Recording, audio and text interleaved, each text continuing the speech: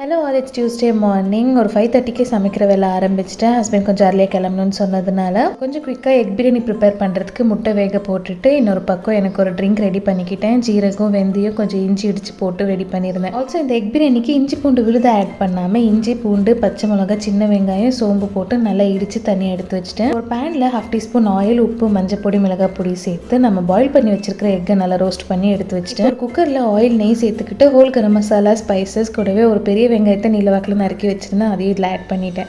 நல்லா பொன்னிறமாக ஆனதுக்கப்புறமா இடித்து வச்சிருக்கிற விழுதும் சேர்த்துக்கிட்டேன். நல்லா வதக்கினதுக்கப்புறமா புதினா, கொத்தமல்லி ஆட் பண்ணிவிட்டு தக்காளியும் ஆட் பண்ணியிருக்கேன். நல்லா சாஃப்ட் ஆனதுக்கப்புறமா மஞ்சள் பொடி, மிளகாய் பொடி, மல்லிப்பொடி சேர்த்துக்கிட்டேன். நல்லா எண்ணெய் பிரிஞ்சு இந்த மாதிரி தொக்கு மாதிரி வரணும். இப்போ நான் ஊற வச்சிருந்த பச்சரிசி இதில் ஆட் பண்ணிட்டேன். லைட்டாக வணக்கிட்டு அளந்து வச்சிருக்கிற தண்ணியும் ஆட் பண்ணிவிட்டு நல்லா கொதி வந்ததுக்கப்புறமா முட்டை சேர்த்து 2 விசில் விட்டுட்டேன். ஸோ இதுக்கு சைட் டிஷ்ஷாக கேரட் அண்ட் கியூம்பர் கிரேட் பண்ணி ரைத்தா ப்ரிப்பேர் பண்ணியிருந்தேன். பச்சரிசி யூஸ் பண்ணி கண்டிப்பாக இந்த டேஸ்டியான எக் பிரியாணி ட்ரை பண்ணி பாருங்கள். அடுத்த ஒரு வீடியோவில் பார்க்கலாம் ஃப்ரெண்ட்ஸ். பாய்.